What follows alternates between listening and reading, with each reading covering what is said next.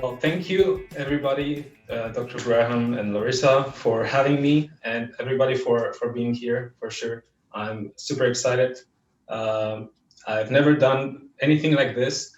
I have done some workshops in the past, but in in reality, not over Zoom like today. So I'm excited, and I hope that there's many people actually cooking with me, along with me. So.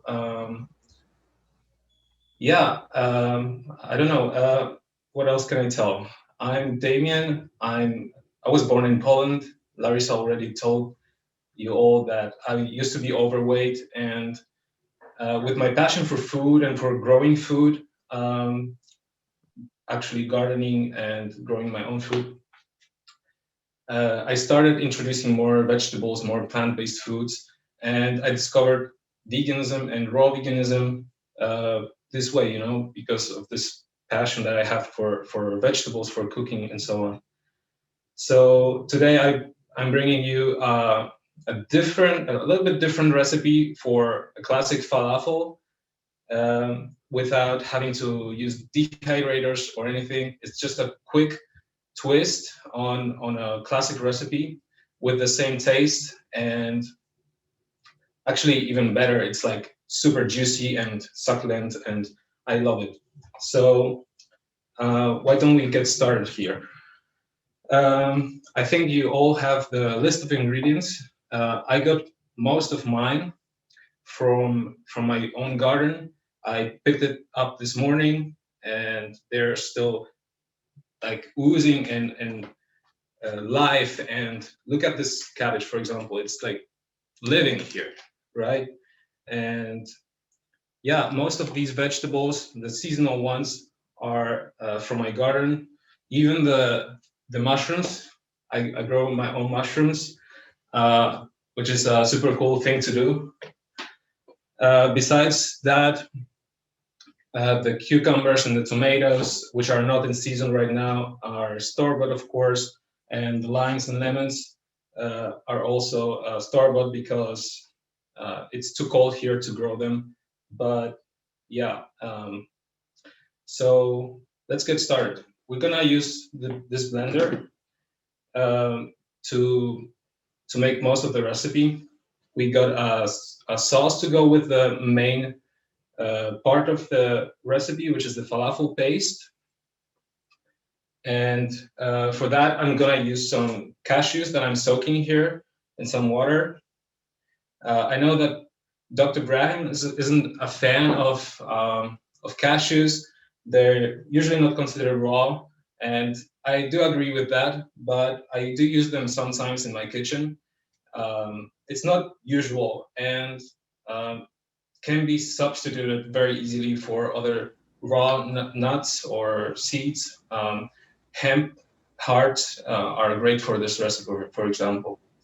So And there's times I've got to say, Damien, there's times where cashews just really do the job, and then you exactly, use cashews. yeah, I love cashews in this recipe because they give a very silky and sweet, sorry, silky and sweet sauce for what we want to create. But hemp is a great one too. I wanted to actually use some almonds because they're local. They grow everywhere here. There's lots of abandoned trees. I live in almost like a desertic uh, area of Spain, and not so many trees, not so many bush fruit trees grow here besides figs and almonds and olives, um, and there's plenty of those. So I have plenty of almonds for free that I can go forage right from the fields. So yeah, let's get started here. I've got the cashews here soaking in water, so I'm gonna drain them. I got about a big handful or a handful and a half. So I'm gonna put it in the blender, and I'm gonna add just enough water, about half a cup to 1 cup, of water and simply blend it. I'm starting actually by the end of the recipe instead of I'm just uh, processing the recipe in my head as a chef would do and being efficient with it. And this is something that I do without thinking anymore, and I don't pay too much attention to it. But I realized that many people ask me often, like, I'm doing so many things at once, I would get lost. I don't know. It's coming so natural to me. I've worked in a professional kitchen for 7 years, and before that, I always helped my mom and my grandma in the kitchen. I always loved doing that. So yeah, in the blender we have the cashews with some water. We just cover it and blend until it's really smooth and silky, and we'll reserve that for later. So I'm gonna make some noise right now.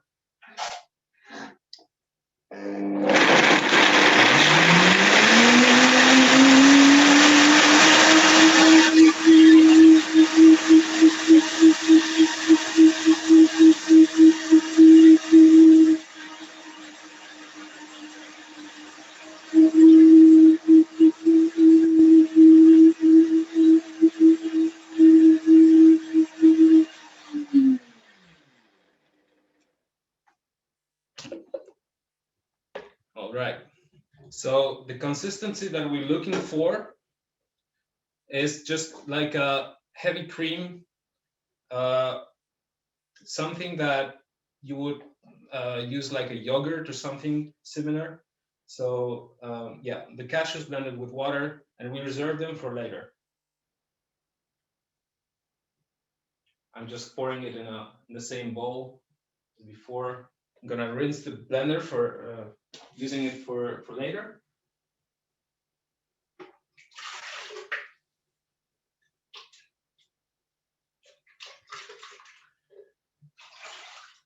It doesn't have to be super clean because we're using it for the same recipe, and if the flavors mix, it doesn't matter much. It's totally fine.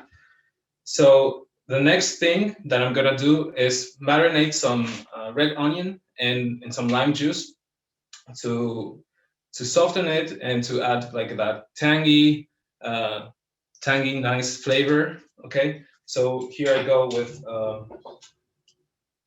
just one medium-sized red onion. Always have a big bowl prepared. This is a chef trick. Big bowl prepared for your scraps and for anything that you're not using. So I'm just gonna peel the onion.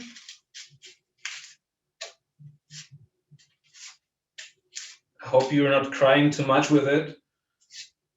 I'm pretty much used. I used to cut even 30 kilos, which is like close to 70 pounds of onions when I used to work as a chef, and I got pretty immune to it. But right now, when I eat raw, I have periods of time when I do crave onions a lot, onions and garlic, olive in general, and there's periods of time where I can't really stand it even. And right now, I'm getting attracted to it again, but I had a period of time that I didn't really like it that much. So just slice it in half, okay? And here, it's a big knife, okay? Having really good knife skills, it's a game changer for any chef. Doesn't matter if it's raw or cooked food, really makes a big difference. So here I just sliced off the part of the root because I want the different layers to separate. Okay, and here this is a important trick for cutting anything. I hope you can see it well. How I place my hand. So I hide my thumb behind the rest of the fingers, and I curl in the fingernails a little bit so that when I use my knife, okay, hope you can see it, the blade, the actual sharp part doesn't touch my fingers or my fingernails or anything. They're always safe. This is super cool, and this is the first thing that they teach any chef at cooking school. Okay, so I place my fingers like this, and I hold the onion, and then with the knife, what I do is this balancing kind of movement with my wrist. Okay, and I slice it in very thinly in julienne. What is called this cut, julienne. Okay, when you get to the end of it, simply uh, turn it around like on the bigger side so that you have something it's easier to cut. Okay, so you slice it thinly, and you can see that I have some skills with it. I'm actually going quite slow for you, but yeah, it's a lot of years of practice, and this is what counts most in the kitchen. It's just practicing and experience.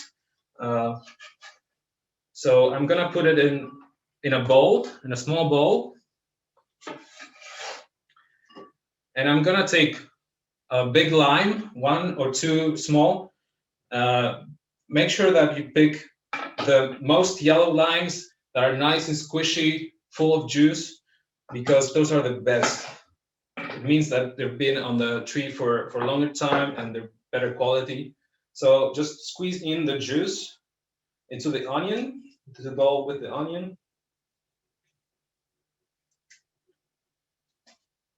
If it has seeds, you can use your other hand to just catch the seeds and kind of use your hand as a sieve, or you just use a citrus press or something similar. But these limes are so good. They're super juicy.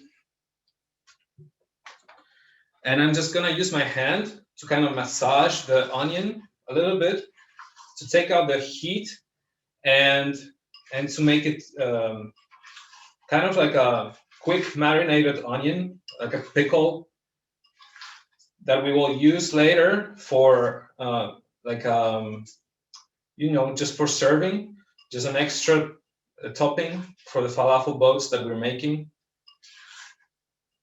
Yeah, and just massage it lightly. You don't need to squeeze it fully, okay? And just leave it for a couple minutes until we finish the recipe, so that it can marinate and really soften up. Let me wash my hands for a bit.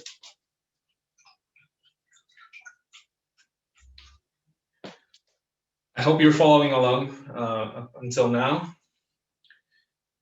So now we go on with the main part of the recipe, which is the falafel paste.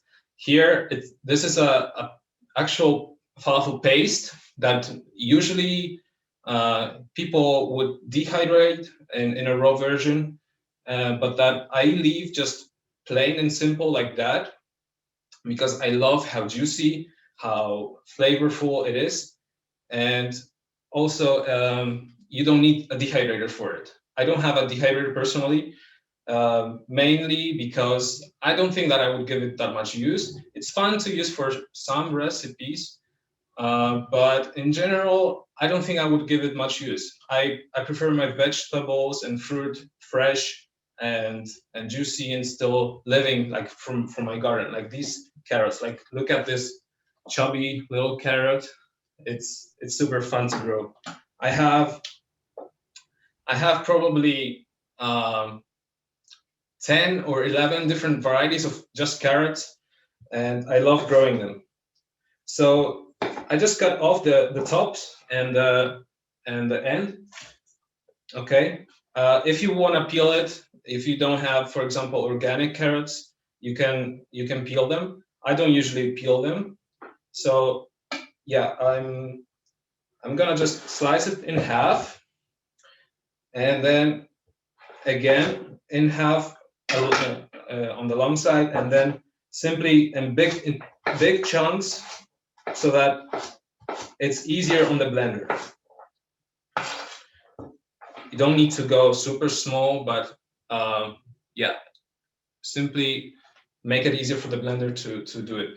If you have a food processor, it's much better, because this is a recipe meant for a food processor.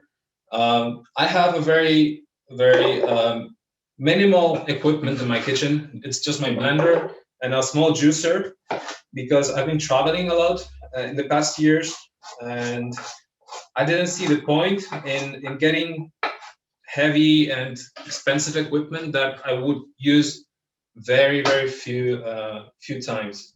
So I'm just gonna put the carrot. I'm using like that big one, and maybe another small, medium one. I don't like recipes that are very strict on the amounts of ingredients or the ingredients themselves, because I don't see the point. Like everybody has their own taste, everybody has their own preferences. So I, for example, might like carrots a lot. Some other people might prefer this recipe with more mushrooms, for example. That I told you that I also grew myself. I have a like bale of straw that is inoculated with the mycelium, like the little seeds of the mushrooms, and it's growing tiny mushrooms right now during the winter here. Yeah, and it's super cool to do. So I'm just gonna chop up the mushrooms, 3 or 4 big mushrooms, and I'm gonna put them with the carrots in the blender.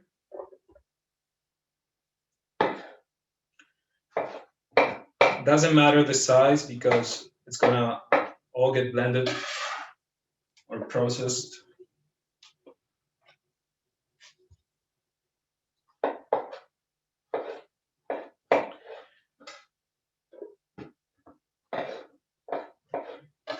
So there's a lot of controversy in the raw vegan community about eating mushrooms as well, and I personally like them sometimes, especially in a recipe like this. It's a great way to add some more meaty flavor, meaty texture to the actual recipe without having to use too many seeds or nuts, and not having the level of fat in the recipe too high. So yeah, we got carrots and mushrooms in the blender. I'm just gonna put 1 small clove of garlic.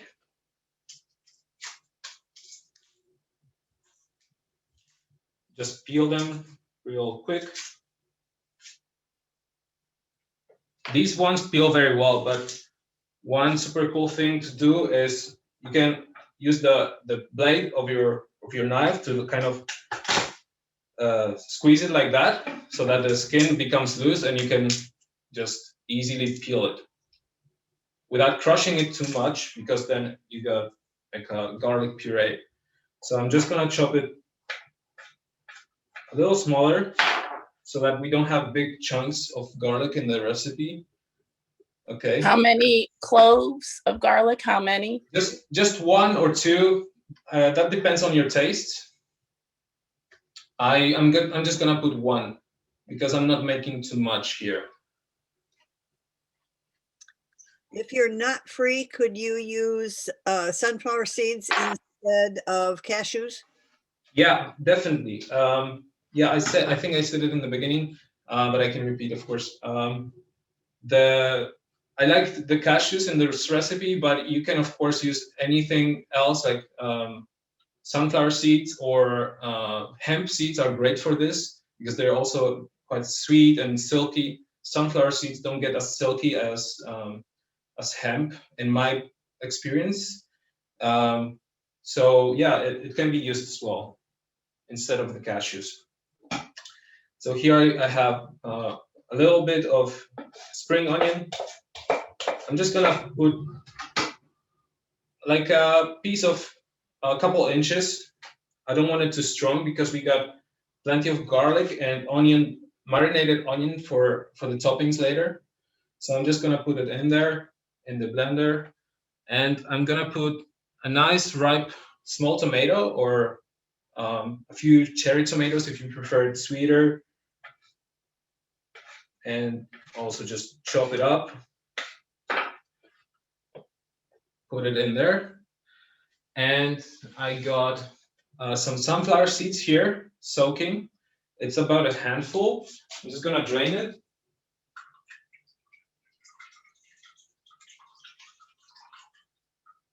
Okay, it's just about a handful of sunflower seeds that I had soaking this whole morning. Yeah, it goes in there. I'm also gonna put this amazing cilantro that is growing like crazy right now in the garden, and it doesn't compare to anything from the supermarket. Seriously, it's so mineral dense, and the flavor is amazing.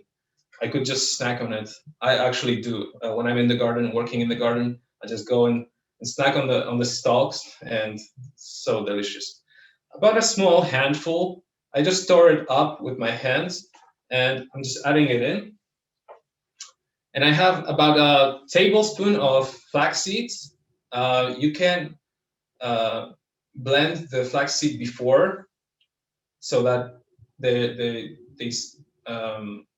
not whole. They're less likely to be left whole in the recipe. But I forgot about doing that, so I'm sorry. I'm just gonna put it in the blender. And here I have some spices. So I have a tiny bit of, like a really tiny bit of little cayenne pepper. You can use fresh chili. I prefer that, but I couldn't find any. So I like it spicy here. I like this recipe a little bit with a bite, you know. And I have just 1 tablespoon, or I'm sorry, 1 teaspoon of paprika and 1 teaspoon of cumin. The cumin and the paprika, along with the cilantro, it's what's gonna give this recipe that flavor of falafel. I love cumin in this recipe, and yeah, this is what's gonna make this recipe feel like you're eating a falafel. So that goes in the blender, and I think I'm not forgetting anything. So we got the carrot, the mushroom, the tomato, the sunflower seeds, the cumin, paprika, cilantro, and a little bit of flaxseed. And now I'm just gonna turn the blender on. This is best, of course, as I said, in a food processor, but I don't have that. So I'm just gonna use the stick of the blender, and I'm just gonna keep pushing it down. Maybe sometimes it happens that we have to take it out and do it in 2 times, so that there's less quantity in the blender because it can take it. So I'm gonna just make some noise again now. Okay.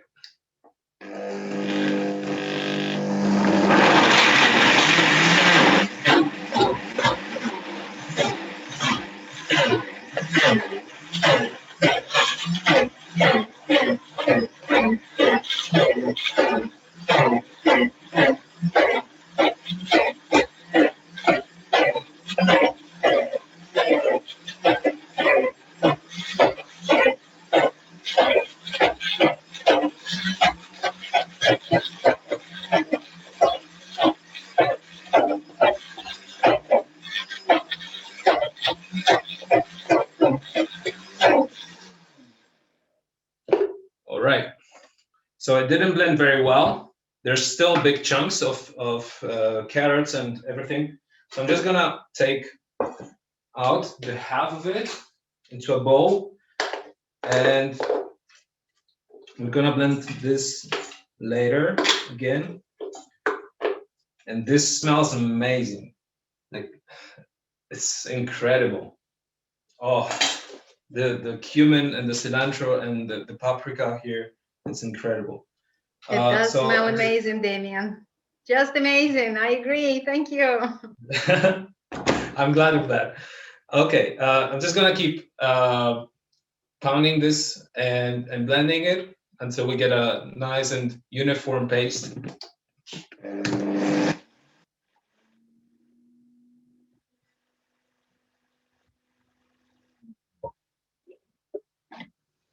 All right. Let's see. So mix it a little bit to help the blender a little bit. But this part seems good to go. So I'm just gonna take another bowl.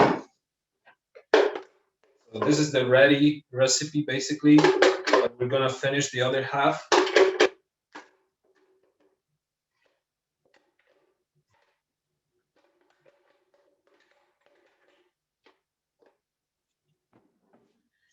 And put the one with the big chunks still there, back in the blender, and keep blending.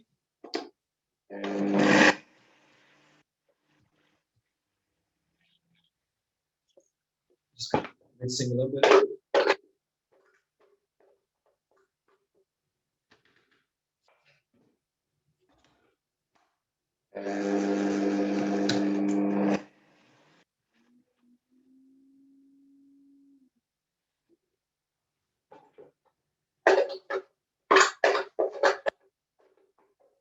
See, this job is best done in a food processor, but the blender is doing a great job. It just needs a little bit more of help.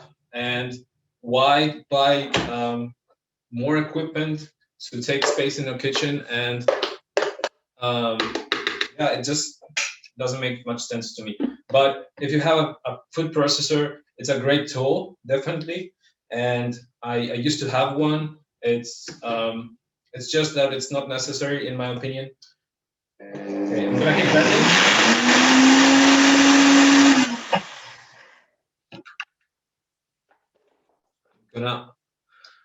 I'm gonna try and blend it without the cover.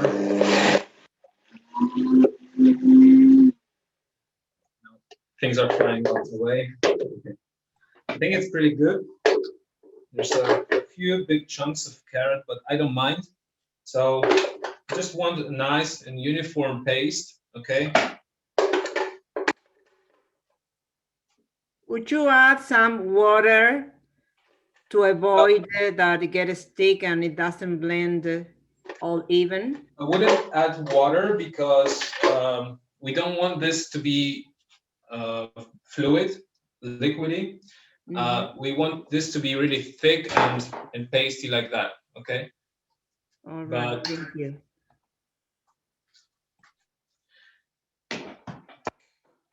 All right. So we got the paste, which seriously smells incredible. Okay, I'm just gonna clean a little bit up here. This is super important in any kitchen. Just clean as you go so that you have less work later. Okay. Okay, that's it. So to just recap a little bit, we got the cashews blended for later. We got the onions marinating in lime juice, and we got the falafel paste. This could be used just as is, which is what we're gonna do. We're just gonna put it in some lettuce or cabbage boats, and it could be also formed into little falafels and dehydrated. If you have a dehydrator, that's great. It's a great recipe to use in a dehydrator as well. But I love it as it is. I really, really like it. So the next step is to prepare the rest of the cashew sauce that we made before, for which, again, you can use any other nuts or seeds. You just want the creaminess of it. So I got a cucumber. This is called, this sauce, by the way, is called tzatziki. It's a Greek sauce, you probably know it, based on yogurt traditionally, with some grated cucumber, mint, dill for some recipes, and some lemon juice. Nice and tangy. It goes great with a falafel. So I'm just gonna use a box grater, okay? And just grate maybe 3/4 of this small cucumber. This is what we get here in Spain. We don't have those super long cucumbers that I usually see in the rest of Europe, for example. I don't know how it is in the US. I think most of the audience is from the US, I guess, right?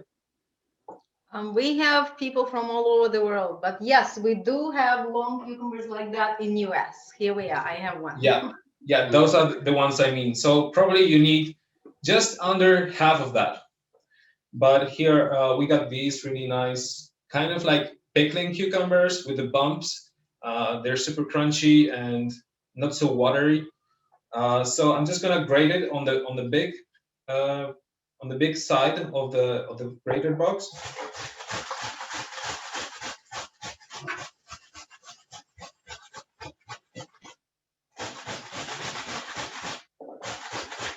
Yeah, so just like that. I'm probably using the whole thing, actually, seeing it like that.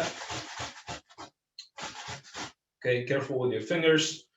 And so that's it. You can peel it or not. It depends. If it's not organic, I would recommend you to peel it. This one was organic. So I'm leaving the skin. That's really nice touch of fiber, great for your gut. So I'm just gonna take actually another bowl, slightly bigger, because I find that I have a lot of cashew sauce. And I'm just gonna put the cucumber in there.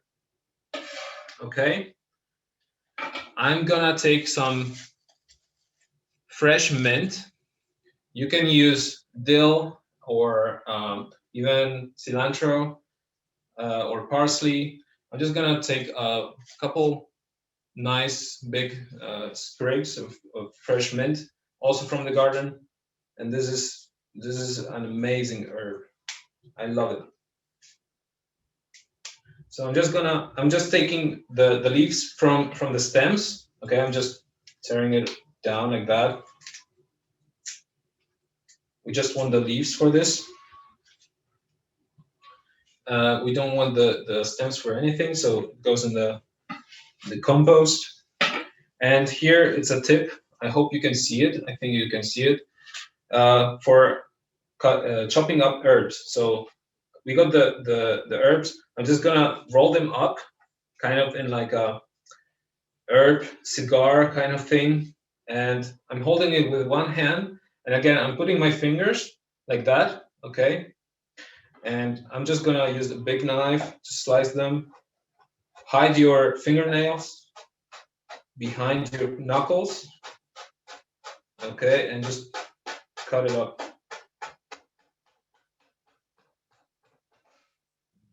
This kind of knife skill really comes with practice, lots of practice.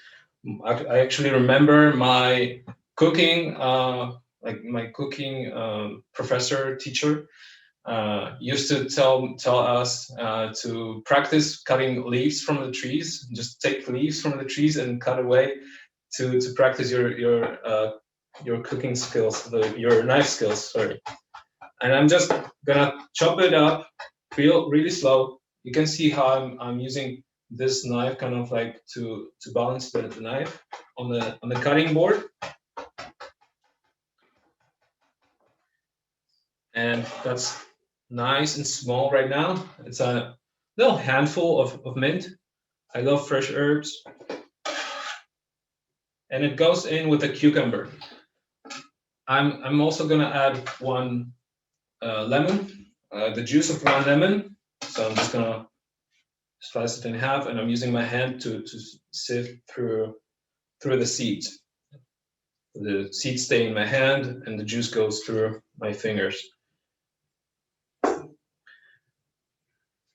And I love raw, savory recipes with lots of lemon and lime juice, because that acidity just brings up the flavors, and even I would say it adds some more savoriness, some saltiness to the recipe. Just an amazing thing. So I got the cucumbers, the mint, and the lemon juice, and I got the cashews that we blended before with the water. You can use, of course, other seeds if you want. I'm gonna add, yeah, I'm gonna add everything. So there we go. And I'm just gonna mix it up. Here, you can add some black pepper if you like. I'm not gonna do it today, but this is a great sauce to use for many things. Actually, I love it with this kind of wrap or like a lettuce or cabbage boat, where you can actually collect all the juice and the sauce from everything. And that's all. So we got one part of the recipe ready. It's the tzatziki sauce with the cucumbers, cashews, mint, and lemon juice. And we got the paste again, and we got the onions marinating here. So now I'm just gonna take a nice big cabbage with nice big leaves that are pretty loose, so they're easy to take away from the whole cabbage without breaking them. I got the white, typical white one, and the red one. They're both from my garden and super fresh. I picked it up this morning. The flavor is incredible. The nutrient density is incredible. And here we got actually a little friend. I hope you can see it. That means that it's organic. There's a little slug in there, so I'm not gonna use this leaf. But yeah, this is what happens when you grow your own food. You realize that nature wants to share with every little living creature, not just for humans. Nature doesn't discriminate. So I'm happy to share it with a few slugs. Okay, so we want this kind of nice, big, and sturdy cabbage leaf, okay, for later. I'm gonna take actually a nice plate, okay, put it here. And I'm just gonna, I didn't explain this. I'm actually just slicing part of the part of the stem that it's attached to the cabbage, and I'm just separating it from it. Okay. So I'm just gonna take 3 white ones and 3 red ones.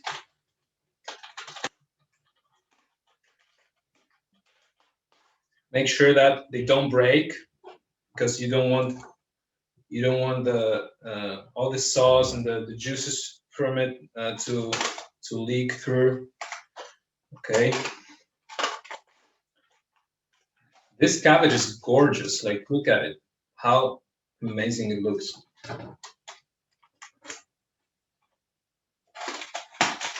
And now in the season, after the winter frosts, the cabbage gets so sweet. It's incredible.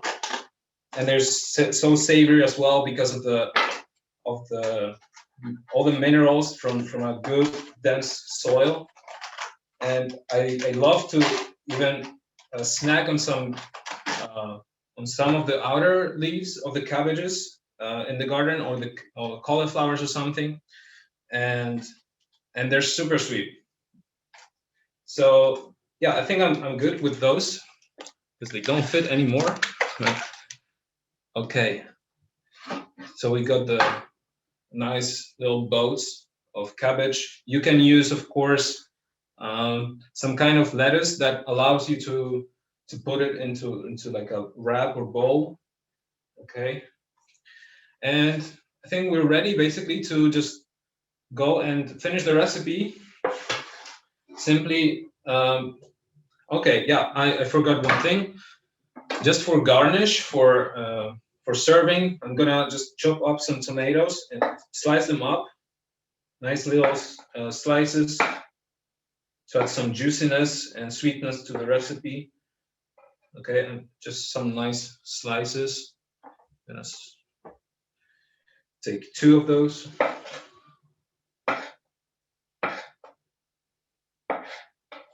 Okay, and now all we gotta do, you can serve it at home, already prepared, but I love to put it in the middle of the table for everybody to just serve themselves, and you have everything in nice little bowls. So all you have to do is to spread the nice falafel paste, a nice thick layer of it, into the cabbage boat. Okay, hope you can see it. Add a little bit of, like, a nice spoon of the tzatziki sauce. Okay, that marinated onion from before, that was marinated with just lime juice. It's like a nice pickled onion almost. Okay, and a couple slices of tomato. Yeah, I think the 2 is enough. And I love it with like a lot of cilantro. So I'm gonna put just the leaves for this. Okay, just picking the leaves. And I'm gonna use the stems for something else because I love how fresh and crunchy they are. Okay, and I'm just gonna put a nice big bunch into the boat. Okay, and there we got it. Nice little wrap. It looks kind of like a nice pita bread with the falafel inside, and it has the taste and the really the savoriness of everything that a good falafel should have. And there you go. You can, as I said, prepare the boats from for everybody before for yourself. But I love to just eat as I go and prepare them every time. So yeah, that's the recipe basically. I hope you all followed along well, and I hope you enjoy the recipe.